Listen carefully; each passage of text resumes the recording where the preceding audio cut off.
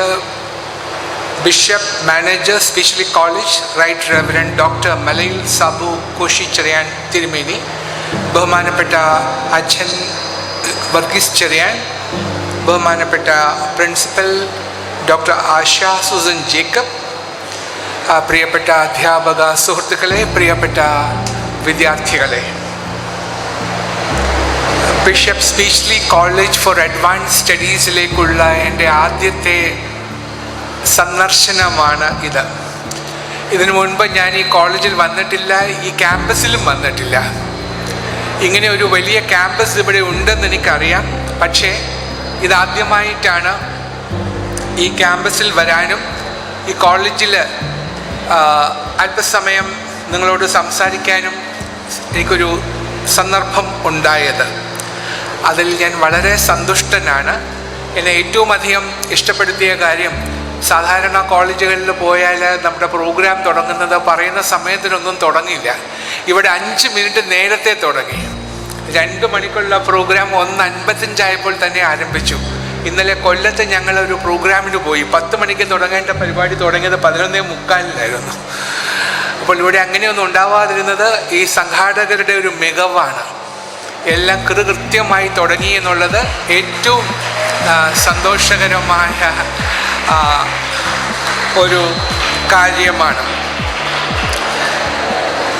ഇന്ന് നിങ്ങളോട് സംസാരിക്കാനായി ഞാൻ തിരഞ്ഞെടുത്തിരിക്കുന്ന വിഷയം നിങ്ങളുടെയും എൻ്റെയും പ്രിയപ്പെട്ട വിഷയമാണ്. നമ്മുടെ വിദ്യാഭ്യാസത്തെക്കുറിച്ച് തന്നെയാണ്. കേരളത്തിൻ്റെ എന്നല്ല, ഇന്ത്യയുടെ തന്നെ വിദ്യാഭ്യാസ രംഗത്ത് ക്രിസ്ത്യൻ മിഷണറിമാർ നൽകിയ സംഭാവന എത്ര വലുതാണെന്ന് ഇന്ന് എല്ലാവർക്കും ബോധ്യമുണ്ട്. ഇന്ത്യയിലെ ആദ്യത്തെ സ്കൂൾ ആരംഭിച്ചത് സാന്റാഫെ സ്കൂൾ എന്നൊരു സ്കൂൾ ഗോവയിലാണ് ആരംഭിച്ചത് 1540. അതൊരു ഫ്രാൻസിസ്കൻ മിഷണറിയാണ് അത് തുടങ്ങിയത്.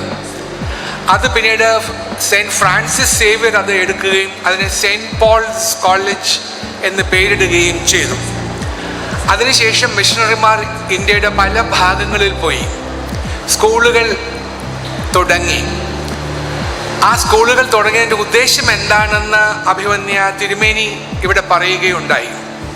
വിദ്യാഭ്യാസ രംഗത്ത് മാറ്റമുണ്ടാക്കുന്നതോടൊപ്പം സമൂഹത്തിൽ അടിച്ചമർത്തപ്പെട്ടവരുടെ മോചനത്തിന് അതൊരു മാർഗമാകണമെന്നും മിഷണറിമാർ കരുതി.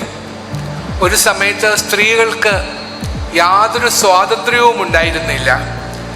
അവർക്ക് സ്കൂളുകളിൽ പോകാൻ കഴിയുമായിരുന്നില്ല. ശരിയായ രീതിയിൽ വസ്ത്രം ധരിക്കാൻ പാടില്ലായിരുന്നു. ഞാനിതിനെക്കുറിച്ച് വായിച്ചുകൊണ്ടിരുന്നപ്പോൾ ഞാൻ വായിച്ചതാണ് സ്ത്രീകൾ ധരിക്കുന്ന വസ്ത്രത്തിന് കഴുത്തിന് താഴെ 2 വിരൽ താഴെ വരെ മാത്രമേ തുറന്നിരിക്കാവുള്ളൂ. ബാക്കിയെല്ലാം കവർ ചെയ്തിരിക്കണം. മുട്ടും ഇവിടം വരെയുള്ള ഇവിടെ റൗക്ക എന്ന് പറയും, ഇവിടെ എന്താ പറയുന്നതെന്ന് എനിക്ക് അറിഞ്ഞുകൂടാ. മുട്ടുവരെയുള്ള കൈ ഇവിടം വരെ ഉണ്ടായിരിക്കണം. നിങ്ങൾ പഴയ വല്യമ്മച്ചിമാരുടെയൊക്കെ ചിത്രം നോക്കിയാൽ കാണും. അവരിട്ടിരിക്കുന്ന ചട്ട കഴുത്തറ്റമുണ്ട്, കൈ ഇവിടം വരെ ഉണ്ട്, പിന്നെ അരയ്ക്ക് താഴെയാണ് നിൽക്കുന്നത്. ഇങ്ങനെയുള്ള വസ്ത്രം ധരിച്ചിരിക്കണമെന്ന് നിർബന്ധമുണ്ടായിരുന്ന കാലമുണ്ടായിരുന്നു. അതിനും മുമ്പൊക്കെ അതിനേക്കാളും മോശമായ രീതികളുണ്ടായിരുന്നു. അതൊക്കെ മാറ്റി ആ അടിമത്തത്തിൽ നിന്നും ആ ജനങ്ങളെ മോചിപ്പിക്കാൻ ഏറ്റവും നല്ല മാർഗം വിദ്യാഭ്യാസമാണ് എന്ന് കണ്ടുപിടിച്ച് അത് നടപ്പിലാക്കിയ ആൾക്കാരാണ് ഈ മിഷണറിമാർ. അവർ ആ കാര്യം മാത്രമല്ല ചെയ്തത്, അവരേതൊക്കെ സംസ്ഥാനങ്ങളിൽ പോയോ അവിടെയെല്ലാം അവിടുത്തെ ഭാഷ പഠിച്ച് ആ ഭാഷയ്ക്ക് വേണ്ട നിഘണ്ടു ഉണ്ടാക്കി. നമുക്കറിയാം, ഗുണ്ടട്ട് സാഹിബാണ് മലയാളത്തിൻ്റെ ആദ്യത്തെ വ്യാകരണം മെനച്ചത് എന്ന് നമുക്കറിയാം. അദ്ദേഹമാണ് നമ്മുടെ വ്യാകരണ ഗ്രന്ഥം ഉണ്ടാക്കിയത്. അതുപോലെ കർണാടകയിൽ കന്നഡ ഭാഷയുടെ ആദ്യത്തെ ഡിക്ഷണറി ഉണ്ടാക്കിയത് ഫെർഡിനാൻഡ് കിറ്റൽ എന്ന് പറഞ്ഞ ഒരു മിഷണറി ആയിരുന്നു. തമിഴ്നാട്ടിൽ അതേപോലെ തമിഴ് ഡിക്ഷണറി ഉണ്ടാക്കിയതും ഒരു മിഷണറി ആയിരുന്നു. അങ്ങനെ നോക്കുകയാണെങ്കിൽ മിഷണറിമാർ ചെയ്ത ഈ സേവനം എത്ര വലുതാണെന്ന് നമുക്ക് മനസ്സിലാക്കാൻ കഴിയും. കേരളത്തിൽ ആദ്യമായി സ്ഥാപിച്ച മിഷണറി സ്കൂൾ എന്ന് പറയുന്നത് കോട്ടയത്തുള്ള CMS സ്കൂളാണെന്ന് നമുക്ക് എല്ലാവർക്കും അറിയാം. അതിനുശേഷം ഇപ്പോൾ നിങ്ങൾ നോക്കൂ, ഇന്ന് ഇന്ത്യയിൽ ആകെ ഉള്ള വിദ്യാലയങ്ങൾ ഈ 2020 സ്റ്റാറ്റിസ്റ്റിക്സ് ആണ്. അത് വെച്ച് നോക്കുകയാണെങ്കിൽ 15 ലക്ഷം സ്കൂളുകളാണ് ഇന്ത്യയിൽ ആകെയുള്ളത്. 15 ലക്ഷം. ആ 15 ലക്ഷത്തിൽ 84,000 പ്രൈവറ്റ് സ്കൂളുകളാണ്. 84,000 പ്രൈവറ്റ് സ്കൂളുകളിൽ 54,000 പ്രൈവറ്റ് സ്കൂളുകളും ക്രിസ്ത്യൻ സ്കൂളുകളാണ്. അപ്പോൾ ഇത്രയധികം സ്കൂളുകൾ ഇവിടെ ഇന്ത്യയിലുള്ളതിൽ ബഹുഭൂരിപക്ഷം സ്കൂളുകളും ക്രിസ്ത്യൻ മാനേജ്മെൻറ്റിൻ്റെ കീഴിലുള്ള സ്കൂളുകളാണ്, മിഷണറിമാർ തുടങ്ങിയ സ്കൂളുകളാണ്. ഇന്ന് ഇന്ത്യയിലെ എല്ലാ വലിയ വലിയ നേതാക്കന്മാരും പഠിച്ചതും ഇതേപോലെ ക്രിസ്ത്യൻ വിദ്യാലയങ്ങളിലാണ്. അങ്ങനെ ഇന്ത്യയുടെ സാമൂഹ്യ രംഗത്ത് മായാത്ര മുദ്ര പതിപ്പിച്ച ആൾക്കാരാണ് ഈ മിഷണറിമാർ. അങ്ങനെ ഇവിടെ കേരളത്തിൽ വന്ന ഒരു ആദ്യത്തെ സീസായി ബിഷപ്പാണ് ബിഷപ്പ് സ്പീച്ച്ലി. അദ്ദേഹത്തിൻ്റെ പേരിലാണ് നമ്മൾ ഇന്ന് ഈ മെമ്മോറിയൽ ടോക്ക്, ഈ പ്രഭാഷണം നടത്തുന്നത്. അപ്പോൾ പ്രിയപ്പെട്ട കുട്ടികളെ, ഈ ദിവസം നമ്മൾ വളരെ വിനയപുരസ്സരം അവർ നൽകിയ സംഭാവനകളെക്കുറിച്ച് നാം ഓർക്കണം. ഇന്ന് കേരളത്തിന് ഇത്ര വലിയ പ്രശസ്തി ഉണ്ടാകാനുള്ള കാരണം കേരളത്തിൻ്റെ ലിറ്ററസിയാണ്. കേരളത്തിൽ എല്ലാവർക്കും എഴുതാനും വായിക്കാനും അറിയാം. സാമാന്യ വിവരമുള്ളവരാണ് കേരളത്തിലെ ജനങ്ങൾ. വിദ്യാസമ്പന്നരുടെ നാടാണ്. ഇങ്ങനെ ഒരു നില വന്നതുകൊണ്ടാണ് ഇന്ന് കേരളം മറ്റ് സംസ്ഥാനങ്ങളിൽ നിന്നും വ്യത്യസ്തമായി നിൽക്കുന്നത്. ഇന്ന് ഇന്ത്യയിലെ ഏത് സംസ്ഥാനം എടുത്താലും കേരളത്തിൻ്റെ ഹ്യൂമൻ ഡെവലപ്മെൻറ്റ് ഇൻഡെക്സ് എടുത്ത് നോക്കുകയാണെങ്കിൽ കേരളം ഒന്നാമതായി നിൽക്കുന്നതായി കാണും. അതിനുള്ള കാരണം, അടിസ്ഥാന കാരണം ഈ വിദ്യാഭ്യാസ രംഗത്ത് ക്രിസ്ത്യൻ മിഷണറിമാർ ഉണ്ടാക്കിയ അതുല്യമായ സംഭാവനയാണ്. ഇന്ന് നിങ്ങളൊക്കെ ഇവിടെ സന്തോഷത്തോടു കൂടി ഇവിടെ ഇരിക്കുന്നു. ഇന്ന് പെൺകുട്ടികൾക്കും ആൺകുട്ടികൾക്കും വന്ന് സുഖമായി എല്ലാ സൗകര്യങ്ങളും ഒരുപോലെ അവർക്ക് ആസ്വദിക്കാം, അവർക്ക് ഉപയോഗിക്കാം, അവർക്ക് പഠിക്കാം. ഇതിനെല്ലാം കാരണഭൂതരായ ഈ മിഷണറിമാരെ നാം ഓർക്കുകയും അവരുടെ ത്യാഗോജ്വലമായ സേവനത്തിന് മുൻപിൽ നാം തീർച്ചയായും കൂപ്പുകൈകൾ അർപ്പിക്കുകയും വേണമെന്ന് ആമുഖമായി ഞാൻ പറഞ്ഞുകൊള്ളട്ടെ. ഇന്ന് നമ്മളുടെ വിദ്യാഭ്യാസ രംഗം നേരിട്ടുകൊണ്ടിരിക്കുന്ന പ്രശ്നങ്ങളെക്കുറിച്ച് ഞാൻ ഒരുപാടൊന്നും പറയേണ്ടതില്ല. കാരണം നിങ്ങൾക്കത് പലതും അറിവുള്ളത് തന്നെയാണ്. ഞാൻ റിട്ടയർമെൻറ്റിന് ശേഷം കേരളത്തിൽ ധാരാളം സ്ഥലങ്ങൾ സന്ദർശിക്കുകയും ധാരാളം സ്കൂളുകളിൽ അവരുടെ പരിപാടികളിലൊക്കെ പങ്കെടുക്കുകയും ചെയ്യാറുണ്ട്. അപ്പോൾ ഇങ്ങനെയൊക്കെ പങ്കെടുക്കുന്ന സമയത്ത് പല സ്കൂളുകളിലും എന്നെ ഇതേപോലെ കുട്ടികളോട് സംസാരിക്കാൻ വേണ്ടി എനിക്ക് ക്ഷണം ലഭിക്കും. അങ്ങനെ ലഭിക്കുന്ന സമയത്ത് അവിടെയൊക്കെ പോവുകയും അവരോടൊക്കെ സംസാരിക്കുകയും ചെയ്യും. അപ്പോൾ ഞാൻ പല സ്കൂളുകളിലും പോകുമ്പോൾ കാണുന്ന കാഴ്ച എന്താണെന്ന് അറിയാമോ? അവിടെ സ്കൂളിൽ ചെല്ലുമ്പോൾ ഒരു വലിയ കൂറ്റൻ ബോർഡ് ഉണ്ടാവും, ഒരു വലിയ ഫ്ലെക്സ് ബോർഡ്. കൂറ്റൻ ആ ഫ്ലെക്സ് ബോർഡിൽ A+ കിട്ടിയ കുട്ടികളുടെ ചിത്രങ്ങളായിരിക്കും അതിൽ ഉണ്ടാവുക. അപ്പോൾ പലപ്പോഴും ഞാൻ സ്കൂളിലേക്ക് പ്രവേശിക്കുന്ന സമയത്ത് ഇത്രയും വലിയ കൂറ്റൻ ബോർഡുകൾ കാണുമ്പോൾ ഞാൻ ഒന്ന് ഭയചകിതനാവും. ഇത്രയും മിടുമിടുക്കരായ കുട്ടികളുള്ള സ്കൂളിൽ ഞാൻ പോയിട്ട് എന്താണ് പറയുന്നത്? ഇതൊക്കെ അവിടെ വല്ല ചിലവാകുമോ എന്നൊരു സന്ദേഹം മനസ്സിലുണ്ടാവും. അത് കഴിഞ്ഞ് ക്ലാസ് ഇതേപോലെ പ്രസംഗിച്ചു കഴിഞ്ഞാൽ 10 മിനിറ്റ് ഇൻ്ററാക്ഷന് വേണ്ടി മാറ്റിവെക്കും. കുട്ടികൾക്ക് എന്തെങ്കിലും സംശയമുണ്ടെങ്കിൽ ചോദിക്കാം എന്ന് പറയും. ഒരു കുട്ടിയും ഒരു ചോദ്യവും ചോദിക്കില്ല. അപ്പോൾ ഞാൻ പറയും, വേണ്ട, മലയാളത്തിൽ മതി, മലയാളത്തിൽ ചോദിച്ചാലും കുഴപ്പമില്ല എന്ന് പറയുമ്പോൾ ചിലപ്പോൾ ഒരാൾ അവിടെ പുറകിൽ നിന്ന് എഴുന്നേറ്റ് ഒരു ചോദ്യം ചോദിച്ചാലായി. എന്തുകൊണ്ടിത് സംഭവിക്കുന്നു? നമുക്ക് ഇത്രയധികം മിടുമിടുക്കരായ വിദ്യാർത്ഥികൾ നമ്മുടെ വിദ്യാലയങ്ങളിൽ ഉണ്ടെങ്കിൽ എന്തുകൊണ്ടാണ് നീറ്റ് പരീക്ഷയിലും JETയിലും അല്ലെങ്കിൽ സിവിൽ സർവീസിലും അല്ലെങ്കിൽ അതുപോലെ ഡിഫൻസ് അക്കാഡമിയുടെ പരീക്ഷകളിലും നാം പിന്നോക്കം പോകുന്നു? അപ്പോൾ എവിടെയോ ഒരു തകരാറുണ്ട്, ഇല്ലേ? തീർച്ചയായിട്ടും ആ തകരാറാണ് നമ്മുടെ വിദ്യാഭ്യാസത്തിൻ്റെ ഏറ്റവും വലിയ കുഴപ്പം എന്ന് ഞാൻ വിചാരിക്കുന്നു. കുട്ടികൾക്ക് അവരുടെ അഭിപ്രായം പറയാൻ കഴിയുന്നില്ല, സംവേദനക്ഷമതയില്ല, കമ്മ്യൂണിക്കേറ്റീവ് ഇംഗ്ലീഷ് അല്ലെങ്കിൽ കമ്മ്യൂണിക്കേറ്റീവ് ലാംഗ്വേജ് ഏതാണോ, ഇംഗ്ലീഷ് ആണെങ്കിൽ ഇംഗ്ലീഷ്, മലയാളമാണെങ്കിൽ മലയാളം, അതിൽ അവരുടെ സംവേദനക്ഷമത പോരാ.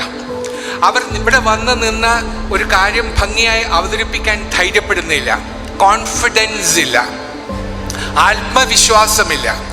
ഈ ആത്മവിശ്വാസമില്ലാത്തതാണ് ഏറ്റവും വലിയ പോരായ്മ എന്ന് ഞാൻ വിചാരിക്കുന്നു.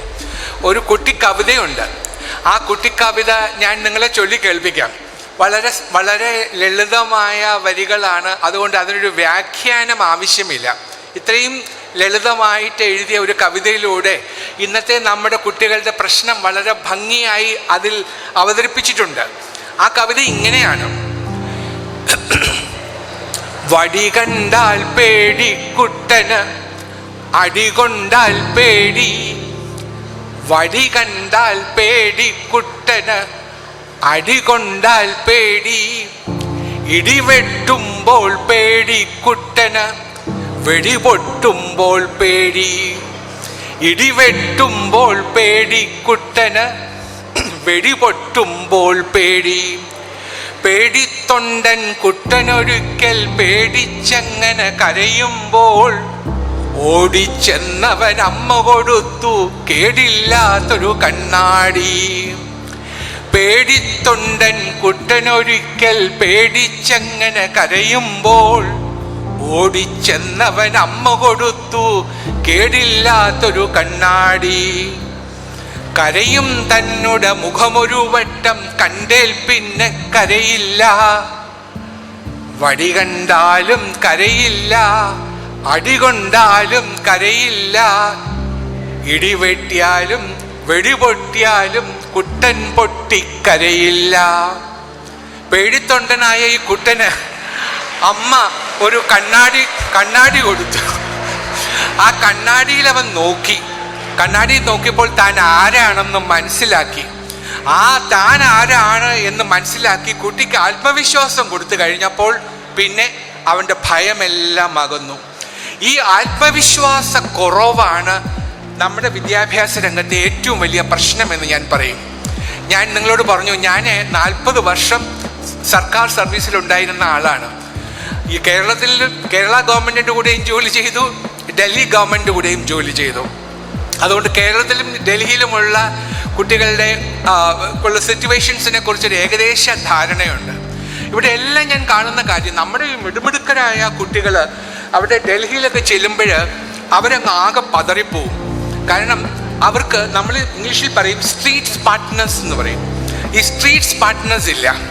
ആ സ്ട്രീറ്റ് സ്മാർട്ട്നെസ് എന്തുകൊണ്ടില്ല?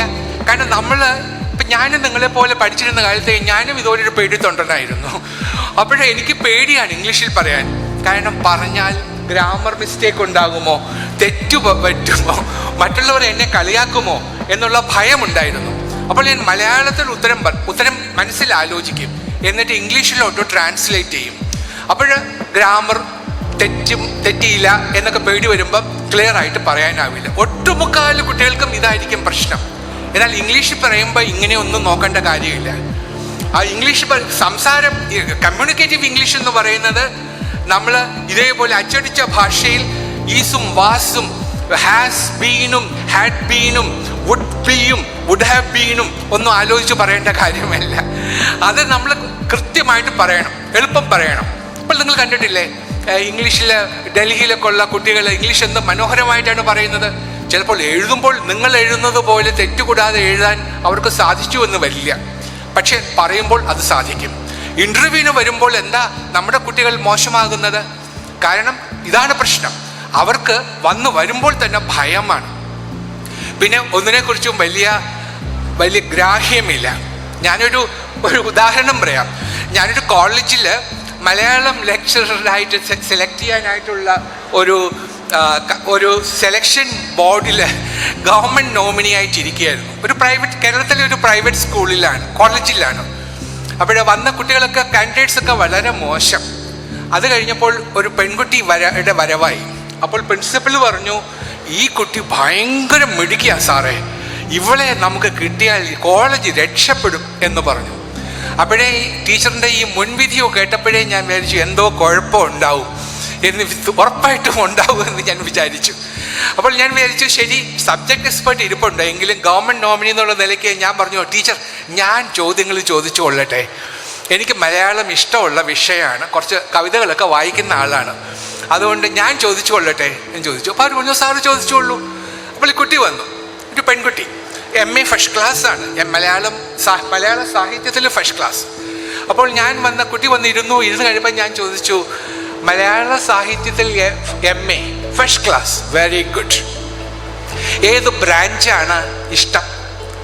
അപ്പോൾ കുട്ടി വളരെ ഡിപ്ലോമാറ്റിക് ആയിട്ട് പറഞ്ഞു, ഓ സാർ അങ്ങനൊന്നുമില്ല, എനിക്ക് എല്ലാ ബ്രാഞ്ചും ഇഷ്ടമാണെന്നോ. ഇപ്പോൾ മോൻ അച്ഛനോടാണോ അമ്മയോടാണോ ഇഷ്ടം എന്ന് ചോദിക്കുമ്പോൾ എനിക്ക് എല്ലാവരോടും ഇഷ്ടമെന്ന് പറയുന്ന കുട്ടിയെപ്പോലെ ഈ കുട്ടി പറഞ്ഞു, എനിക്ക് എല്ലാ ബ്രാഞ്ചും ഇഷ്ടമാണ് സാർ എന്ന് പറഞ്ഞു. ഞാൻ പറഞ്ഞു, അയ്യോ അത് പറ്റില്ല, BA പഠിക്കുന്ന കുട്ടി ഇങ്ങനെ പറയുകയാണെങ്കിൽ ഞാൻ സമ്മതിക്കും, MA പഠിക്കുന്ന കുട്ടി ഇങ്ങനെ പറഞ്ഞാൽ ഞാൻ സമ്മതിക്കില്ല, അതും സാഹിത്യം പഠിക്കുന്ന കുട്ടി തീർച്ചയായിട്ടും ഏതെങ്കിലും ഒരു ബ്രാഞ്ച് സ്പെഷ്യലൈസ് ചെയ്യണം, അങ്ങനെ വേണമെന്ന് ഞാൻ നിർബന്ധം പറഞ്ഞു. അപ്പോൾ കുട്ടി ഒന്ന് പരിങ്ങി, എന്നിട്ട് പറഞ്ഞു, ഒന്ന് ആലോചിച്ചിട്ട് പറഞ്ഞു, സാർ കവിതയാണ് ഇഷ്ടം എന്ന് പറഞ്ഞു. ഓ എനിക്ക് സന്തോഷമായി, എനിക്ക് ഇഷ്ടമുള്ള വിഷയം കവിതയാണ്. കുട്ടിയുടെ കഷ്ടകാലം അപ്പോൾ തുടങ്ങി, കാരണം എനിക്ക് കവിതയാണ് ഇഷ്ടം, കുട്ടിക്കും കവിതയാണ് ഇഷ്ടം. അപ്പോൾ ഞാൻ ചോദിച്ചു, അത് പോട്ടെ, കവിതയാണ് ഇഷ്ടം എന്ന് പറഞ്ഞല്ലോ, ഏറ്റവും ഇഷ്ടപ്പെട്ട കവി ആരാണ്? സ്വാഭാവികമായിട്ട് അടുത്ത ചോദ്യം അതായിരിക്കും, നമുക്ക് ഊഹിക്കാം. അപ്പോൾ പറഞ്ഞു ആശാനാണ്. അപ്പം ഞാൻ പറഞ്ഞു, ഏത് ആശാൻ? അത് കുമാരനാശാൻ. ഞാൻ പറഞ്ഞു, വളരെ നല്ലത്, കവിത്രയങ്ങളിൽ ഒരാളാണ് കുമാരനാശാൻ. അപ്പം കുമാരനാശാൻ്റെ ഏതെങ്കിലും ഒരു കവിതയിലെ 4 വരി ചൊല്ലാമോ എന്ന് ചോദിച്ചു.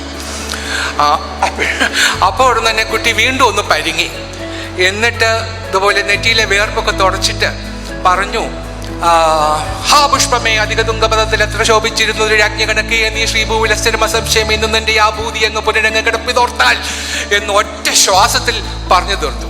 അപ്പം ഞാൻ പറഞ്ഞു, അല്ലല്ല, ഇങ്ങനെയല്ല കവിത ചൊല്ലേണ്ടത്. കവിത എങ്ങനെയാ ചൊല്ലേണ്ടത്? കവിത നിർത്തി അർത്ഥം മനസ്സിലാക്കി ഭാവം ഉൾക്കൊണ്ടുകൊണ്ട് വേണം കവിത ചൊല്ലാൻ എന്ന് പറഞ്ഞിട്ട് എനിക്ക് കവിതാ പാരായണത്തിന് സ്റ്റേറ്റ് യൂത്ത് ഫെസ്റ്റിവലിൽ സമ്മാനം കിട്ടിയിട്ടുണ്ട്. അതുകൊണ്ട് ഞാൻ അന്ന് പാടിയ കവിതയും ഇത് തന്നെയായിരുന്നു. അതുകൊണ്ട് ഞാനത് നിർത്തി അർത്ഥം മനസ്സിലാകത്തക്ക രീതിയിൽ ഭാവത്തോടുകൂടി ചൊല്ലിക്കേൽപ്പിച്ചു. അത് കഴിഞ്ഞിട്ട് കുട്ടി ഒന്നും മിണ്ടിയില്ല. അപ്പം ഞാൻ ചോദിച്ചു, അത് പോകട്ടെ, ഈ കവിതയിലെ മുഖ്യ പ്രമേയം ഈ 4 വരിയിലെ ഒരു വാക്കിലുണ്ട്, ഏത് വാക്കാണ് എന്ന് ചോദിച്ചു. കുട്ടിക്ക് ഉത്തരവില്ല.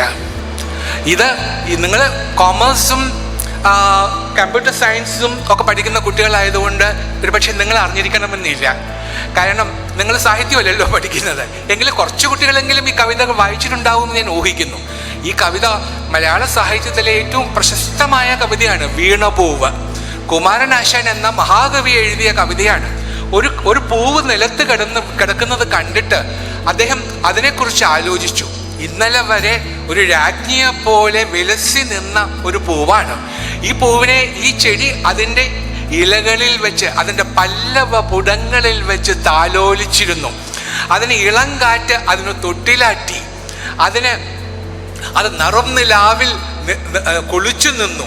ഇങ്ങനെയൊക്കെ രാജ്ഞിയെ പോലെ നിന്ന ഈ പൂവ് ദാ ഇന്നിവിടെ വീണു കിടക്കുന്നു. ഇതാണ് വീണപൂവ്. ഇത് എന്തിനെയാണ് സൂചിപ്പിക്കുന്നത്?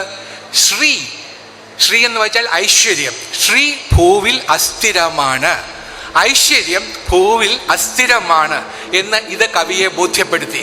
അതാണ് പറഞ്ഞത്, ഹാ പുഷ്പമേ അധിക തുങ്ക പദത്തിലെത്ര ശോഭിച്ചിരുന്നതു രാജ്ഞി കണക്കേ നീ ഒരു രാജ്ഞിയെ പോലെ വിലസി നിന്നിരുന്ന നിന്നെ ഇന്ന് നീ കിടക്കുന്നത് കാണുമ്പോൾ ശ്രീഭൂവിൽ അസ്ഥിരം അസംശയം എന്നു നിന്റെ ആ ഭൂതി അങ്ങ് പുനരങ്ങ് കിടപ്പിതോർത്താൽ. ശ്രീഭൂവിൽ അസ്ഥിരമാണ് എന്ന് നിന്റെ ഈ കിടപ്പ് കാണുമ്പോൾ എന്നെ അത് പഠിപ്പിക്കുന്നു എന്നാണ് കവി പറയുന്നത്. അപ്പോൾ ഈ കവിതയിലെ വലിയ കാവ്യമാണ്. ഈ കവിതയിലെ അർത്ഥം മുഴുവനും ഈ ആദ്യത്തെ 4 വരിയിലെ ഒരു വാക്കിൽ അല്ലെങ്കിൽ 2 വാക്കിൽ ശ്രീഭൂവിൽ അസ്ഥിരം, ശ്രീഭൂവിൽ അസ്ഥിരം എന്ന് ഒരുമിച്ച് വായിക്കാം, 2ആയിട്ടും വായിക്കാം. അതിൽ പറഞ്ഞിട്ടുണ്ട്. അതാണ് കവിയുടെ മികവ്. ആ കവിതയുടെ മുഴുവൻ അർത്ഥവും അതിൽ പറഞ്ഞിരിക്കുന്നു. അപ്പോൾ അങ്ങനെ പറയുമ്പോൾ അത് മനസ്സിലാക്കാതെ ഈ കവിത കാണാതെ പഠിക്കുന്ന കുട്ടി തീർച്ചയായിട്ടും MA ഫസ്റ്റ് ക്ലാസ്സിന് അർഹയല്ല. അത് ഞാൻ സമ്മതിച്ചു തരില്ല.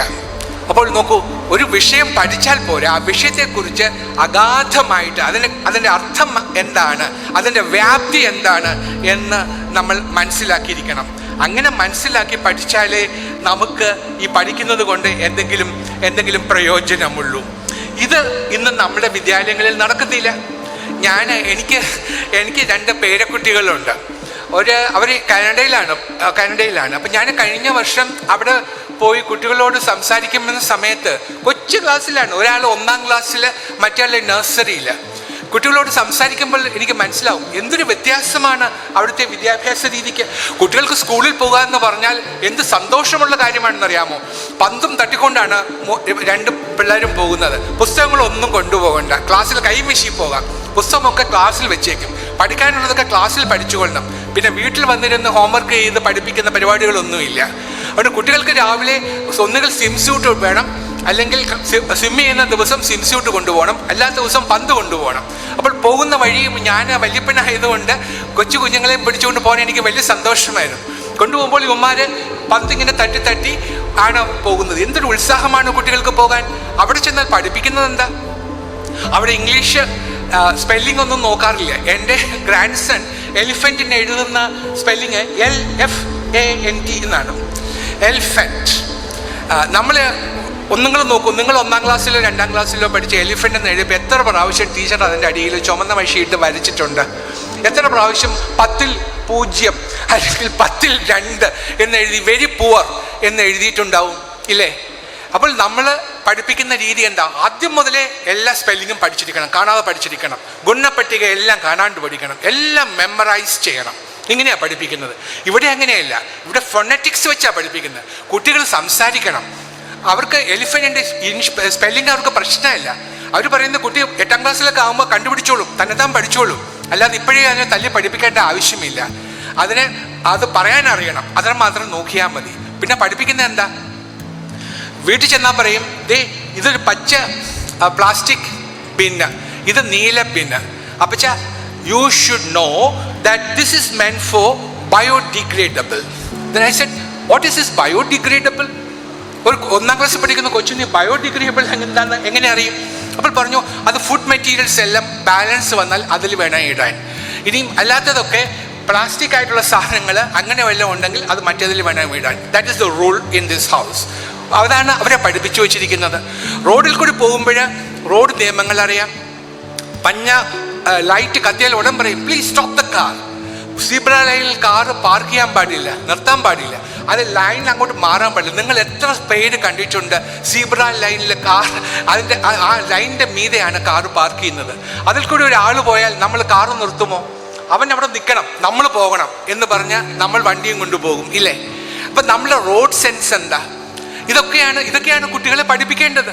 അത് കഴിഞ്ഞാൽ എൻ്റെ മോള് പറഞ്ഞു, അപ്പ പോകുന്നതിന് മുമ്പ് പിന്നെ ഒരു 2-3 പ്രസംഗം എഴുതി ഒരു 2-3 പ്രസംഗം എഴുതി കൊടുത്തിട്ടേ പോകാവുള്ളൂ. കാരണം അവൻ കാണാതെ പഠിച്ചിട്ട് സ്കൂളിൽ വല്ല ചാൻസ് കിട്ടുമ്പം പറയാമല്ലോ എന്ന് പറഞ്ഞു. അപ്പോൾ ഞാൻ പറഞ്ഞു, പിന്നെന്താ, അങ്ങനെ ആവട്ടെ. ഞാൻ വിചാരിച്ചു 2-3 പാരഗ്രാഫ് എഴുതിയാൽ മതി, കൊച്ചു കുട്ടികളല്ലേ, 2 പാരഗ്രാഫ് ധാരാളം മതിയല്ലോ എന്ന് വിചാരിച്ച് ഞാൻ കമ്പ്യൂട്ടറിൻ്റെ മുമ്പിൽ ചെന്നിരുന്നു. പിന്നെ ഞാൻ വിചാരിച്ചു, ഞാൻ എന്തിനാണ് എൻ്റെ ആഗ്രഹം അവരെല്ലാം അടിച്ചേൽപ്പിക്കുന്നത്? അവരുടെ ആ താല്പര്യം എന്താണെന്ന് നോക്കട്ടെ. എന്നിട്ട് ഞാൻ മൂത്തവനെ വിളിച്ചു, 1ാം ക്ലാസ്സുകാരനെ. അവനെ വിളിച്ചിട്ട് ഞാൻ ഓരോന്ന് ചോദിച്ചു, മോനെ ഏറ്റവും ഇഷ്ടമുള്ളത് എന്താ? ഡൈനസോർ.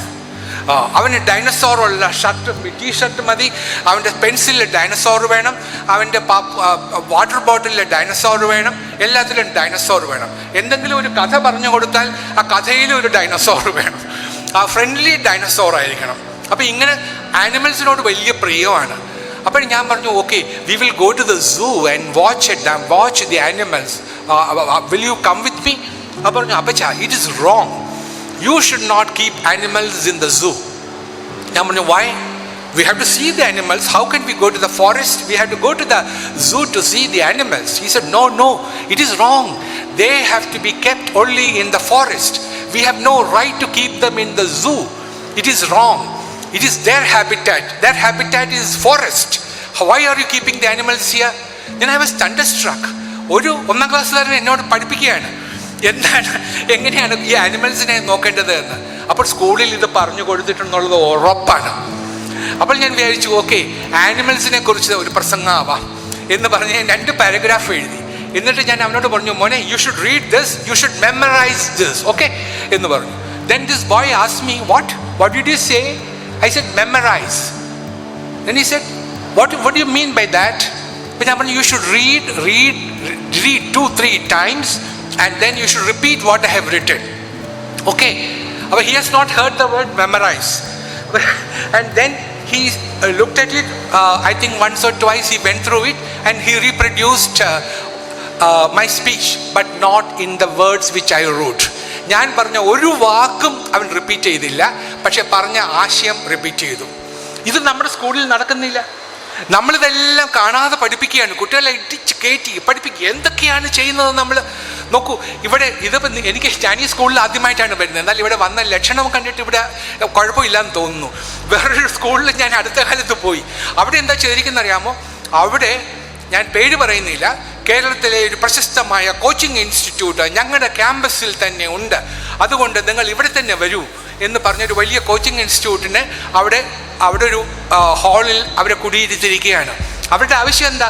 അവർക്ക് എയർ കണ്ടീഷൻ ചെയ്ത 100-120 കുട്ടികൾക്ക് ഇരിക്കാവുന്ന ഒരു ഹാള് വേണം, സ്മാർട്ട് ബോർഡ് വേണം, പിന്നെ കോളർ മൈക്ക് തുടങ്ങിയ കോഡ്ലെസ് മൈക്ക് തുടങ്ങിയ സാധനങ്ങളൊക്കെ വേണം. ഇത്രയും സ്കൂൾ പ്രൊവൈഡ് ചെയ്യണം. അങ്ങനെ പ്രൊവൈഡ് ചെയ്ത് കഴിയുമ്പോൾ ഈ കോച്ചിങ് ഇൻസ്റ്റിറ്റ്യൂട്ട് അവിടെ വന്ന് അവിടെ കുട്ടികളെ കോച്ച് ചെയ്യും. അപ്പോൾ കോച്ച് ചെയ്യുന്ന എന്താ? 3:30 മണി വരെ ക്ലാസ്. അത് കഴിഞ്ഞ് ഒരു 4 മണിയാകുമ്പോൾ കോച്ചിങ് ഇൻസ്റ്റിറ്റ്യൂട്ടിലോട്ട് പോകണം. അവിടെ ഒരു പഠിപ്പിക്കും. അടുത്ത പരീക്ഷയ്ക്കുള്ള തയ്യാറെടുപ്പാണ്. ഈ പാവം കുഞ്ഞുങ്ങൾ ഈ 3:30 വരെ പഠിച്ചു കഴിഞ്ഞിട്ട് വിശ്രമമില്ലാതെ വീട്ടിൽ പോകാതെ വീണ്ടും കോച്ചിങ് ഇൻസ്റ്റിറ്റ്യൂട്ടിലോട്ട് പോകും. കോച്ചിങ് ഇൻസ്റ്റിറ്റ്യൂട്ടുകാർ ഇതിനുള്ള പണം കുട്ടികളിൽ നിന്ന് ഡയറക്റ്റായിട്ട് കളക്ട് ചെയ്യും. എന്നിട്ട് അതിൻ്റെ ഒരു കമ്മീഷൻ മാനേജ്മെൻറ്റിന് കൊടുക്കും. അപ്പോൾ ഇവിടെ നോക്കൂ, മാനേജ്മെൻറ്റ് ഈസ് ഹാപ്പി, കാരണം അവർക്ക് കണക്കിൽപ്പെടാത്ത കുറേ കാശ് കിട്ടുന്നു. പിന്നെ പേരൻസ് ആർ ഹാപ്പി, കാരണം കുട്ടികളെ പാലാ വരെ അയക്കേണ്ട, ഇവിടെ തന്നെ പഠിപ്പിക്കാം. കുട്ടികൾ ഹാപ്പി, കാരണം ഇത് വേറെയൊക്കെ പോകണ്ട. എല്ലാവരും ഹാപ്പി. ഇത് എവിടെയാണ് ഈ പ്രശ്നം? ഈ കുട്ടികൾ ഇങ്ങനെ പഠിച്ച് ഇങ്ങനെ ഈ തല്ലി പഠിപ്പിച്ചിട്ട് അവർ ഒന്നും തന്നെ അറിയുന്നില്ല. വേറൊരു തിരുവനന്തപുരത്ത് ഞാൻ അടുത്ത കാലത്ത് വേറൊരു സ്കൂളിൽ പോയി. ആ സ്കൂളിൽ ഞാൻ സ്പോർട്സ് അതോറിറ്റിയുടെ DG ആയിരുന്നത് കൊണ്ട് അവരെന്നെ സ്പോർട്സ് ആനുവൽ ഡേക്കാണ് വിളിച്ചത്. അപ്പോൾ അവിടെ ചെന്നപ്പോൾ ഉച്ച വെയിലത്ത് പാവം കുഞ്ഞുങ്ങളെ എല്ലാം നിരത്തി നിർത്തിയിരിക്കുന്നു. എല്ലാവരും നല്ല യൂണിഫോമൊക്കെ ഇട്ട് നല്ല മിടുക്കന്മാരായിട്ട് ഇങ്ങനെ നിരത്തി നിർത്തിയിരിക്കുക. അപ്പോൾ അവരെ കണ്ടിട്ട് ഞാൻ പറഞ്ഞു, ഇല്ല, ഞാൻ നിങ്ങളോട് പ്രസംഗിക്കില്ല, ഞാൻ ഒറ്റ കാര്യമേ പറയുള്ളൂ എന്ന് പറഞ്ഞ് ഞാൻ അവരോട് ചോദിച്ചു, നിങ്ങളുടെ സ്കൂളിൽ എത്ര സമയം നിങ്ങൾ സ്പോർട്സിന് വേണ്ടി ചെലവഴിക്കുന്നു? അപ്പോൾ പിള്ളേർ പറഞ്ഞു, സാർ സ്പോർട്സിൻ്റെ ഉള്ള പീരീഡും കൂടെ ട്യൂഷനാണ് ഇപ്പോൾ ഉപയോഗിക്കുന്നത് എന്ന് പറഞ്ഞു. അപ്പോൾ ഞാൻ പറഞ്ഞു, ഞാനൊരു മുദ്രാവാക്യം വിളിക്കാം, നിങ്ങളത് ഏറ്റു പറയണം എന്ന് പറഞ്ഞിട്ട് ഞാൻ എൻ്റെ ഉച്ചത്തിൽ ഞാൻ ഷൗട്ട് ചെയ്ത് പറഞ്ഞു, നോ ഡേ വിതൗട്ട് സ്പോർട്സ് എന്ന് പറഞ്ഞു. No day without sports. കുട്ടികളെല്ലാം കൂടെ ഉറക്കെ നോ ഡേ വിതൗട്ട് സ്പോർട്സ് എന്ന് വിളിച്ചു. അവർ മാനേജ്മെൻറ്റിൽ എന്നെ വിളിച്ചവർക്ക് വലിയ വിഷമമായി. ഇത് പറയാനാണോ സാറിനെ ഞങ്ങൾ വിളിച്ചു വരുത്തിയത് എന്നായി. ഇത് എന്താണെന്നൊരു മനസ്സിലാക്കുന്നില്ല. നമ്മൾ പറയും 4-1 ഗുരുക്കന്മാരിൽ നിന്നും പഠിക്കണം, 4-1 പുസ്തകങ്ങളിൽ നിന്നും പഠിക്കണം, 4-1 കൂട്ടുകാരിൽ നിന്നും പഠിക്കണം, 4-1 കാലക്രമേണ പഠിക്കണം. ഇങ്ങനെ വിദ്യാഭ്യാസം പൂർത്തിയാവുകയുള്ളൂ. ഇതെല്ലാം കൂടെ ക്ലാസ് റൂമിൽ ഉണ്ടാവില്ല. ഇത് സ്പോർട്സ് എന്തൊക്കെയാണ് പഠിപ്പിക്കുന്നതെന്ന് വല്ല വിവരവും ഇവർക്കുണ്ടോ? ഞാനൊരു സ്പോർട്സ് പ്രേമിയാണ്. ഞാൻ സ്പോർട്സ് അതോറിറ്റിയുടെ ഡയറക്ടർ ജനറൽ ആയിരുന്ന സമയത്ത് ഡൽഹിയിൽ നമ്മുടെ വലിയ സ്പോർട്സ് കോച്ചിങ് ഒക്കെ നടത്തുന്ന ഇൻഡോർ സ്റ്റേഡിയമുണ്ട്, ഇന്ദിരാഗാന്ധി ഇൻഡോർ സ്റ്റേഡിയം, വലിയ സ്റ്റേഡിയമാണ്. അപ്പോൾ അവിടെ രാവിലെ 5 മണിക്ക് പരിശീലനം ആരംഭിക്കും. ഞങ്ങൾക്ക് പരിശീലനത്തിന് വരുന്ന കുട്ടികൾ രാവിലെ 4 മണിയാകുമ്പോൾ റെഡി ആയാലേ 5 മണിക്ക് സ്റ്റേഡിയത്തിൽ വരാൻ പറ്റൂ. കോച്ച് എന്ന് പറയുന്ന ആളും അതേപോലെ വരണം. 5 മണിക്ക് ഇവരെല്ലാം വന്ന് കോച്ചിങ് ഒക്കെ നടത്തി പരിശീലനം ചെയ്യുന്നുവെന്നാണ് നമ്മുടെയൊക്കെ വിശ്വാസം. ഇത് നടക്കുന്നുണ്ടോ എന്ന് അറിയണ്ടേ? അതുകൊണ്ട് ഞാനൊരു ദിവസം ഡ്രൈവറെ ഒന്നും കൂട്ടാതെ ഞാൻ തന്നെ കാറ് ഡ്രൈവ് ചെയ്ത് ഇന്ദിരാഗാന്ധി സ്റ്റേഡിയത്തിൽ ചെന്നു. കൃത്യം 5 മണിക്ക് ചെന്നപ്പോഴേ അവിടെ കണ്ട കാഴ്ച എന്താ? അവിടെ ബാസ്കറ്റ് ബോൾ കോർട്ടിൽ ഒരു മനുഷ്യനില്ല. അത് കഴിഞ്ഞ് വോളിബോൾ കോർട്ടിൽ പോയി, അവിടെയും ആരുമില്ല. അപ്പുറത്ത് ബാഡ്മിൻ്റൺ കളിക്കുന്ന കോർട്ടിൽ ചെന്നപ്പോൾ 2 പിള്ളേർ ബാറ്റൊക്കെ എടുത്ത് വരുന്നതേ ഉള്ളൂ. അങ്ങനെ എല്ലാവരും പോയപ്പോഴേ ആകെ സങ്കടം. എങ്ങും ആരും അത്ലറ്റ്സും വന്നിട്ടില്ല, കോച്ചസും വന്നിട്ടില്ല. 5-5:15 അങ്ങനെ കറങ്ങി നടന്നപ്പോൾ ഒരു കൊച്ചു കുഞ്ഞ് കരയുന്ന ശബ്ദം കേട്ടു.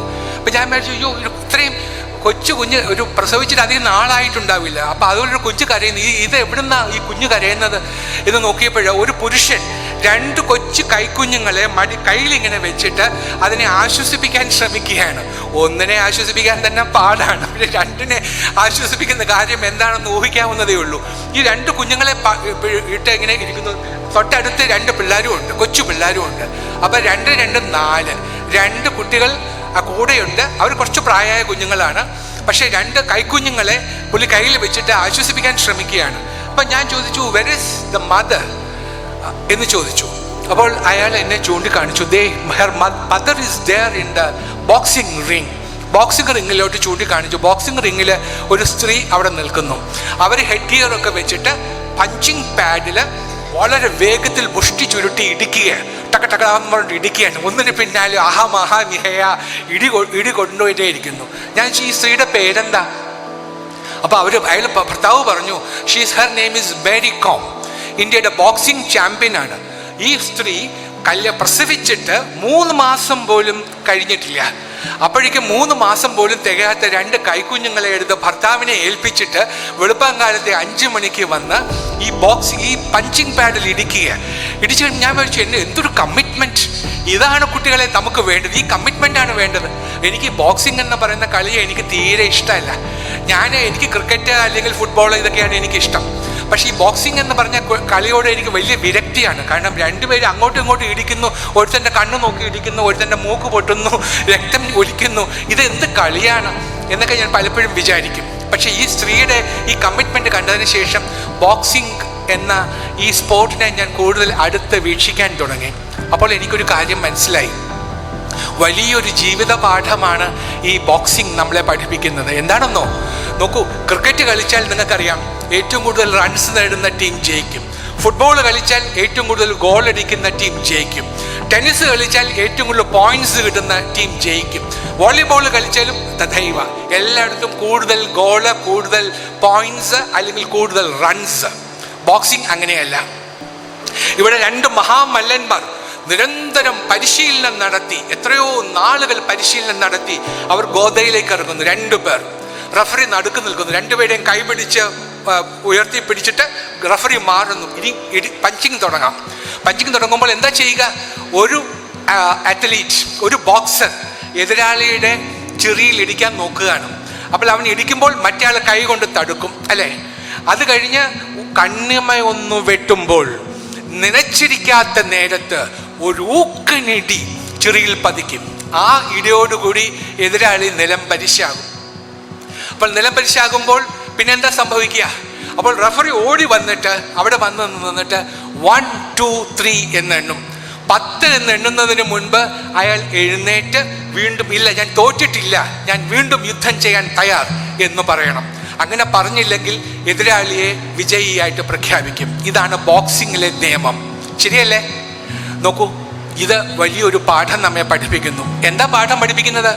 ജീവിതത്തിൽ നമ്മളും ഇതുപോലെ, നമ്മൾ കോളേജിൽ പോയി പഠിച്ചു, നിങ്ങളിവിടെ വന്ന് കോമേഴ്സ് പഠിച്ചു, IT പഠിച്ചു, എൻജിനീയറിംഗ് പഠിച്ചു, വലിയ തയ്യാറെടുപ്പുകളൊക്കെ നടത്തി, വലിയ ജോലികൾക്ക് സമ്പാദിക്കണമെന്ന് വിചാരിച്ചു, വൻ പരിശീലനം നടത്തി, ജീവിതത്തിൽ ഒരുപാട് കാര്യങ്ങൾ തയ്യാറെടുത്തു. പക്ഷെ ഇങ്ങനെയൊക്കെ ചെയ്യുമ്പോഴും ചിലപ്പോൾ ജീവിതത്തിൽ നനച്ചിരിക്കാത്ത സമയത്ത്, ഒരിക്കലും പ്രതീക്ഷിക്കാത്ത ഒരവസരത്തിൽ ഒരു ഊക്കനിടി നമ്മുടെ ചിറിയിൽ പതിയും. അപ്പോൾ നാം നിലത്ത് വീഴും. ആ ഊക്കിനടി ചിലപ്പോൾ നമ്മുടെ അച്ഛൻ്റെ മരണം, അല്ലെങ്കിൽ അമ്മയുടെ മരണം, അല്ലെങ്കിൽ മകൻ്റെ മരണം, അല്ലെങ്കിൽ മകളുടെ മരണം, അല്ലെങ്കിൽ മറ്റെന്തെങ്കിലും ഒരിക്കലും തീർക്കാനാവാത്ത രോഗാവസ്ഥ, ഇങ്ങനെയൊക്കെ പറഞ്ഞ ഒരു ഇടയിൽ നാം നിലം പരിശാകും, അല്ലേ? പലരെയും കണ്ടിട്ടില്ലേ? മകൻ മരിക്കുമ്പോൾ, മകൻ മരിക്കുമ്പോൾ അമ്മ പൊട്ടിക്കരയുന്നത്. ഇനി ആരാണ് ആശ്രയം? ഭർത്താവ് മരിക്കുമ്പോൾ ഭാര്യ പൊട്ടിക്കരയുന്നു, അല്ലെങ്കിൽ ഭാര്യ മരിക്കുമ്പോൾ ഭർത്താവ് കരയുന്നു. ഇനി ജീവിച്ചിട്ട് എന്ത് കാര്യം എന്ന് പറയുന്നു, അല്ലേ?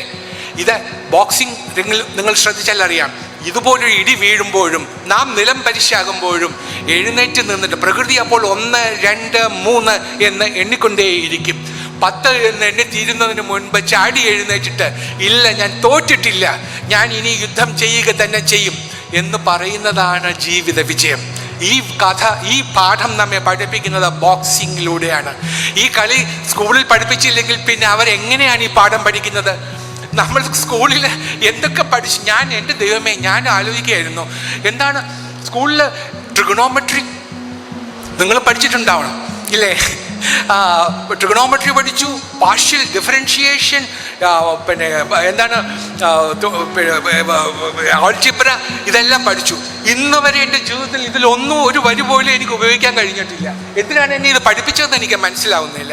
നേരെ മറിച്ച് വണ്ടി ഓടിക്കുന്നത് എങ്ങനെയാണ്, വേസ്റ്റ് എങ്ങനെ മാനേജ് ചെയ്യണം എന്നൊക്കെ പഠിപ്പിച്ചിരുന്നെങ്കിൽ എന്ത് പ്രയോജനം കിട്ടിപ്പോയേനെ.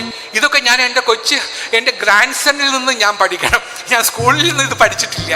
നിങ്ങൾ ഏറെക്കുറെ ഇങ്ങനെ തന്നെയായിരിക്കും. ഇതുകൊണ്ടാണ് പ്രശ്നം. എന്താണ് പഠിപ്പിക്കേണ്ടത്, എങ്ങനെയാണ് പഠിപ്പിക്കേണ്ടത്, ഇതിനെക്കുറിച്ച് നമുക്ക് ഇന്നും യാതൊരു ഗ്രാഹ്യവുമില്ല. എല്ലാ സ്കൂളുകളിലും എല്ലാവർക്കും A+. ഈ കണക്കിന് 100-ൽ 100 മേടിക്കുന്നത് എനിക്ക് മനസ്സിലാവും, കെമിസ്ട്രിയിൽ 100-ൽ 100 മേടിക്കുന്നത് മനസ്സിലാവും. ഈ മലയാള സാഹിത്യത്തിൽ 100-ൽ 100 കിട്ടുന്നത് എങ്ങനെയാണെന്ന് എത്ര ആലോചിച്ചിട്ടും എനിക്ക് മനസ്സിലാവുന്നില്ല. ഇതെങ്ങനെ സാധിക്കും? സാഹിത്യം എന്ന് പറയുന്നത്, ഞാൻ ഒരു പുസ്തകം വായിച്ചിട്ട് ഇത് എനിക്ക് ഇഷ്ടപ്പെടും, നിങ്ങൾക്കത് ഇഷ്ടപ്പെടണമെന്നില്ല. ഒരു കവിത വായിക്കുമ്പോൾ ഞാനത് ആസ്വദിക്കും, നിങ്ങൾ ആസ്വദിക്കണമെന്നില്ല. അതിനെ നിങ്ങൾ വിലയിരുത്തുന്നത് വേറെ രീതിയിലായിരിക്കും. അപ്പോൾ ഇതെല്ലാവർക്കും എങ്ങനെ ഈ മാർക്ക് കിട്ടുക? അപ്പോൾ തീർച്ചയായിട്ടും അവിടെയും നമുക്ക് അബദ്ധം പറ്റി എന്ന് പറയാതിരിക്കാൻ വയ്യ. പ്രിയപ്പെട്ടവരെ, ഇന്ന് നമ്മളുടെ കുട്ടികളെല്ലാം വിദേശത്തേക്ക്, നിങ്ങൾക്കറിയാമോ, എല്ലാം എന്ന് പറയുന്നില്ല, 100 കണക്കിന് കുട്ടികളാണ് ഇന്ന് വിദേശത്തേക്ക് പോയിക്കൊണ്ടിരിക്കുന്നത്. ഇന്ന് പള്ളിയിൽ പോയാൽ, ഞാൻ കുറച്ച് മുമ്പ് ടീച്ചറിനോട് പറയായിരുന്നു, പള്ളിയിൽ ഞാനിവിടെ തിരുവനന്തപുരത്ത് ലൂർദ് ഫെറോന പള്ളി, കാത്തലിക് ചർച്ചാണ്, വലിയ പള്ളിയാണ്. അവിടുത്തെ അച്ഛൻ വന്നിട്ട് എന്നോട് പറഞ്ഞു, സാറ് ഒരു ദിവസം ഞങ്ങളുടെ പള്ളിയിൽ വന്ന് പ്രസംഗിക്കണം. ഞാൻ പറഞ്ഞു ഏറ്റു, പിന്നെന്താ വരാമല്ലോ, ഇഷ്ടമുള്ള വിഷയത്തെക്കുറിച്ച് പ്രസംഗിക്കാം, സന്തോഷം സാറിന്. അപ്പം ഞാൻ പറഞ്ഞു, അപ്പം എനിക്ക് സംസാരിക്കേണ്ടത് യുവജനങ്ങളോടെയാണ്. അപ്പോൾ യുവജനങ്ങളുടെ ഒരു മീറ്റിംഗ് വിളിച്ചാൽ ഞാൻ വന്ന് സംസാരിക്കാമെന്ന് പറഞ്ഞു. അപ്പോൾ അച്ഛൻ പറഞ്ഞു, പൊന്നു സാറേ, യുവജനങ്ങളെന്ന് പറഞ്ഞാൽ ഒരുത്തം പോലും ഇല്ല, ഞാനും കപ്പ്യാരും മാത്രമേ കാണുകയുള്ളൂ, അതുകൊണ്ട് സാറ് സീനിയർ സിറ്റിസൻ്റെ മീറ്റിങ്ങിൽ പ്രസംഗിച്ചാൽ മതി എന്ന് പറഞ്ഞു. ഞാനവിടെ ചെന്ന് ഞാനൊരു സീനിയർ സിറ്റിസണിന് എല്ലാവരും 60-70 വയസ്സായ വല്യപ്പച്ചന്മാരോടൊക്കെ ഇപ്പം ഞാൻ പറഞ്ഞു, എന്ത് പറയാൻ അവരോടൊക്കെ? അവർ ജീവിതമെല്ലാം കണ്ടതാണ്, എൻ്റെ ജീവിത പാഠങ്ങളൊന്നും അവർക്ക് കേൾക്കേണ്ട ആവശ്യമില്ല. അവരിതൊക്കെ ഞാൻ പറഞ്ഞാൽ അവർ പറയും, ഇതൊക്കെ ഞങ്ങൾ എന്നേ കേട്ടിരിക്കുന്നു, എന്നേ ഞങ്ങൾക്കിത് അറിയാമെന്ന് പറയും. ചെറുപ്പക്കാരില്ല, പള്ളികളിൽ ചെറുപ്പക്കാരില്ല. ഇത് ഞങ്ങളുടെ ചർച്ചിൽ, ഞാൻ ഓർത്തഡോക്സ് ചർച്ചിലെ അംഗമാണ്. ഓർത്തഡോക്സ് പള്ളിയിൽ മാത്രം കാര്യമില്ല, തിരുമേനിയോട് ചോദിക്കും, തിരുമേനിയുടെ പള്ളിയിലും ഏകദേശം ഇതൊക്കെ തന്നെയായിരിക്കും വിഷയം. ഇപ്പം തന്നെ ഒരു മാർത്തോമാ പള്ളിയിൽ കപ്പ്യാരായിട്ട് അന്യസംസ്ഥാന തൊഴിലാളിയാണ് ഇപ്പം കപ്പ്യാരായിട്ട് ജോലി ചെയ്യുന്നത്. കുറച്ച് കഴിയുമ്പോൾ അന്യസംസ്ഥാന തൊഴിലാളികൾ അച്ഛന്മാരായിട്ടും ബിഷപ്പന്മാരായിട്ടും വരുമെന്നുള്ളതിൽ സംശയം വേണ്ട. അതിനു മുമ്പ് എന്നെ അങ്ങ് എടുത്തേക്കണേ എന്നായിരിക്കും ചിലപ്പം ഈ സബു ചെറിയാൻ തിരുമേനി പ്രാർത്ഥിക്കുന്നത്. കാരണം ഇതെന്താണ് ഇങ്ങനെയൊക്കെ സംഭവിക്കുന്നത്? നമ്മുടെ ആൾക്കാർ ഇവിടെ വിട്ടു പോകുന്നു. എന്തുകൊണ്ട് പോകുന്നതിൻ്റെ കാരണം, ഒന്നാമത്തെ കാരണം എന്താ? ഇവിടെ എല്ലാവരും പറയുന്നു, ഇത് കേരള സംസ്ഥാനം, ഇവിടുത്തെ വിദ്യാഭ്യാസം വളരെ ഉന്നത സ്ഥാനത്തുള്ളതാണ്, ഇതുപോലെ ഏറ്റവും നല്ല റാങ്ക് നമുക്കാണ്. എന്ത് റാങ്ക്?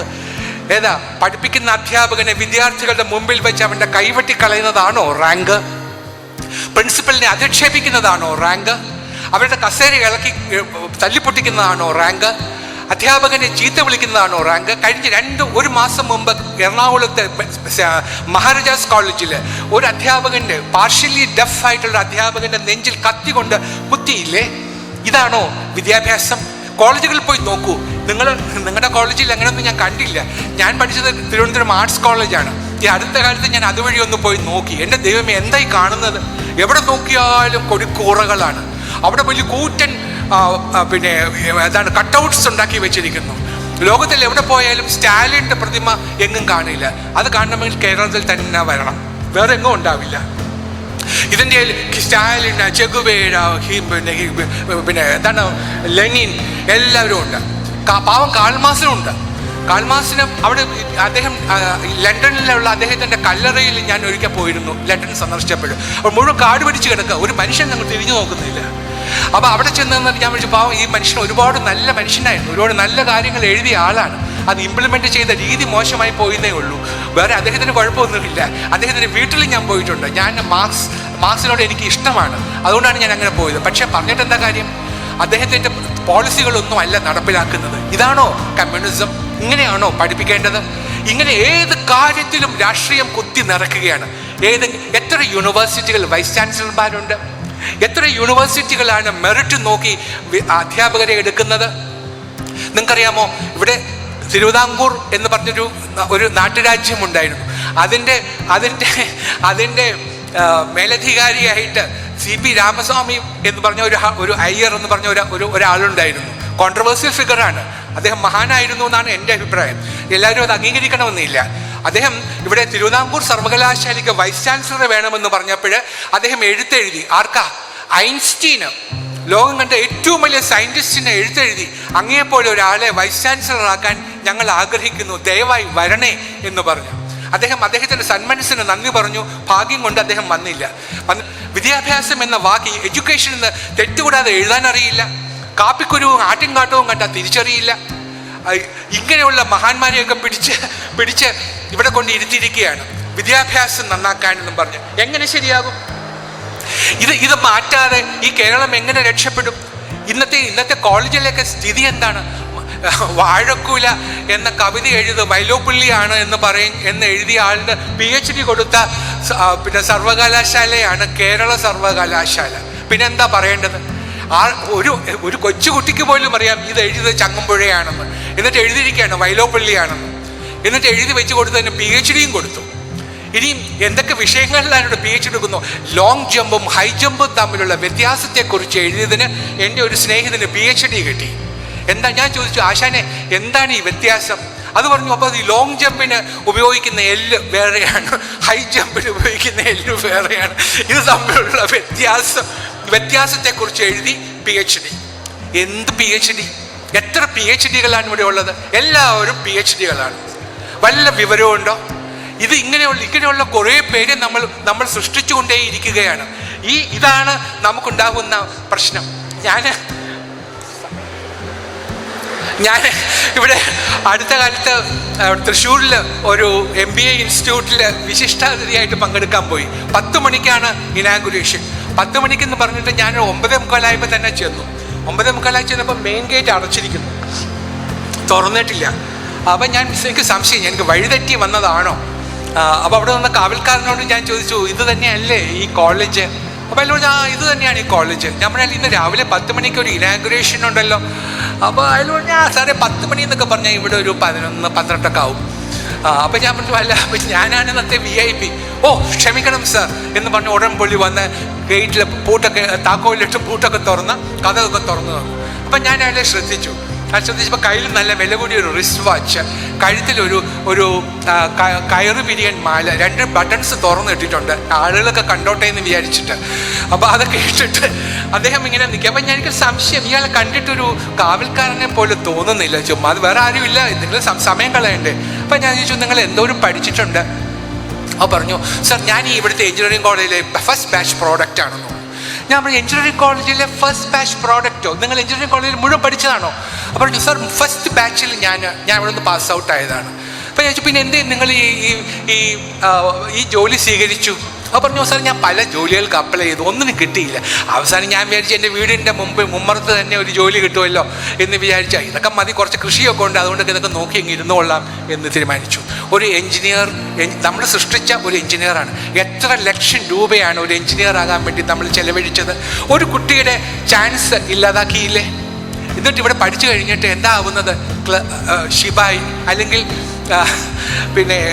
കാവൽക്കാരൻ. ഞാനിതിനെക്കുറിച്ച് പറഞ്ഞപ്പോൾ എൻ്റെ അടുത്ത് വേറൊരാൾ ഇന്നലെ പറയുകയായിരുന്നു, തിരുവനന്തപുരത്ത് ഭീമ ജുവലേഴ്സിൻ്റെ മുമ്പിൽ നിൽക്കുന്ന 2 കാവൽക്കാരും എഞ്ചിനീയറിംഗ് ഗ്രാജുവേറ്റ്സ് ആണെന്ന് പറഞ്ഞു. അപ്പോൾ അത് എനിക്ക് മാത്രമല്ല, എല്ലായിടത്തും ഉണ്ട്. അപ്പോൾ എന്താ സംഭവിക്കുന്നത്? ഒരു വർഷം 15 ലക്ഷം എഞ്ചിനീയർമാരെയാണ് നമ്മൾ സൃഷ്ടിക്കുന്നത്. ഒരു വർഷം 15 ലക്ഷം. ഇന്ത്യൻ എക്കോണമി എന്ന് പറയുന്നത്, ഇന്ത്യൻ സമ്പദ് വ്യവസ്ഥ $3 ട്രില്യൺ 3 ട്രില്യൺ ബില്യൺ അല്ല, ട്രില്യൺ. ഇനി ഇത് ഒരു കമ്പാരിസൺ നോക്കൂ. അമേരിക്ക എന്ന് പറയുന്ന രാജ്യം $16 ട്രില്യൺ. അവിടെ അവർ സൃഷ്ടിക്കുന്നത് ഒരു വർഷം 1 ലക്ഷം എഞ്ചിനീയർമാർ. $16 ട്രില്യൺ എക്കോണമിയുള്ള ഒരു രാജ്യം ഒരു വർഷം പുറത്തുവിടുന്ന എഞ്ചിനീയർമാരുടെ എണ്ണം 1 ലക്ഷം. ഇവിടെ 3 ട്രില്യൺ ഡോളർ എക്കോണമിയുള്ള രാജ്യം പുറത്തു വിടുന്നത് 15 ലക്ഷം. എവിടെ ജോലി കിട്ടാൻ? എന്തിനാണ് നമ്മളിങ്ങനെ ഈ സൂകരപ്രസവം നടത്തുന്ന പന്നുകളെ പെറ്റി പെരുക്കുന്നത് മാതിരി നമ്മൾ ഇങ്ങനെ എഞ്ചിനീയർമാരെ സൃഷ്ടിച്ചുകൊണ്ടിരിക്കുകയാണ്? വല്ല പ്രയോജനവും ഉണ്ടോ? അപ്പോൾ ഇതൊക്കെയാണ് നമുക്ക് മാറ്റേണ്ടത്. ഇത് മാറ്റാതെ നമുക്ക് നമ്മുടെ വിദ്യാഭ്യാസ രംഗം നന്നാക്കാൻ പറ്റില്ല. അപ്പോൾ വിദ്യാഭ്യാസ രംഗം നന്നാക്കണമെങ്കിൽ അടിസ്ഥാനപരമായി ചില മാറ്റങ്ങൾ കൊണ്ടുവന്നേ മതിയാവുകയുള്ളൂ. നാം പഠിപ്പിക്കുന്നത് കുട്ടികളെ പഠിപ്പിക്കുന്ന രീതി ഇതെല്ലാം മാറണം. മാർക്ക് അടിസ്ഥാനത്തിലല്ല ഒരാളെ വിലയിരുത്തേണ്ടത്. ഇവിടെ ഇരിക്കുന്ന നിങ്ങൾ എത്രയോ മിടുമിടുക്കന്മാരുണ്ടാവും, പക്ഷേ ഇന്നും ചിലപ്പോൾ അത് അംഗീകരിക്കപ്പെട്ടിട്ടുണ്ടാവില്ല, അല്ലേ?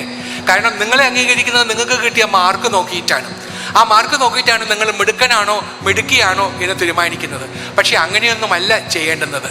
അത് നോക്കുന്നത് നിങ്ങളുടെ ലൈഫ് സ്കിൽസ് എന്താണെന്ന് നോക്കിയിട്ടാണ്. നിങ്ങളുടെ ജീവിത നൈപുണ്യങ്ങൾ എന്താണ്?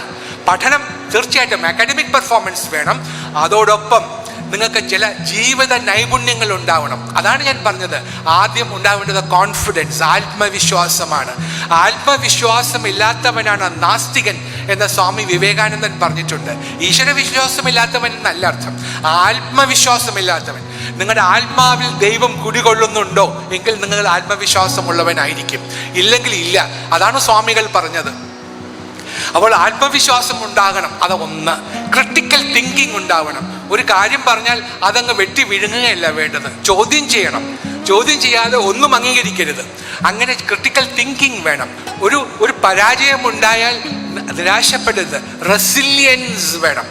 അത് വീണ്ടും, അതാണ് ഞാൻ ബോക്സിങ്ങിൻ്റെ കഥ പറഞ്ഞത്. ആ റെസിലിയൻസ് എന്ന് പറഞ്ഞ ക്വാളിറ്റി, നൈപുണ്യം നമുക്കുണ്ടാവണം. അപ്പോൾ ഇങ്ങനെയുള്ള നൈപുണ്യങ്ങൾ ഉണ്ടാക്കുന്നതാണ് ജീവിത നൈപുണ്യങ്ങൾ എന്ന് ഞാൻ പറഞ്ഞത്, ലൈഫ് സ്കിൽസ് എന്ന് ഇംഗ്ലീഷിൽ. ഇത് 21-ാം നൂറ്റാണ്ടിൽ ഇതുപോലെയുള്ള ജീവിത നൈപുണ്യങ്ങൾ നമുക്കുണ്ടായാൽ മാത്രമേ നമ്മുടെ വിദ്യാഭ്യാസം സാർത്ഥകമാവുകയുള്ളൂ. ഇതുണ്ടാക്കുന്നതാണ് ഏറ്റവും പ്രധാനം. അതുണ്ടാക്കാനുള്ള മാർഗങ്ങളാണ് നാം അവലംബിക്കേണ്ടത്. ഈ ചൂട് സമയത്ത് നിങ്ങളോട് ഇത്രയും ക്രൂരത ഞാൻ കാണിച്ച് ക്ഷമിക്കണം. ഇത്രയും സമയം സംസാരിക്കണമെന്ന് ഞാൻ ഉദ്ദേശിച്ചതല്ല, ഞാൻ തന്നെ വേർത്ത് കുളിക്കുന്നുണ്ട്. അപ്പോൾ എനിക്ക് ഊഹിക്കാം നിങ്ങളുടെ സ്ഥിതി എന്താകുമെന്ന്. അതുകൊണ്ട് ഇവിടെ വെച്ച് നിർത്തട്ടെ. നിങ്ങൾക്ക് എല്ലാവർക്കും എൻ്റെ അനുഭവം.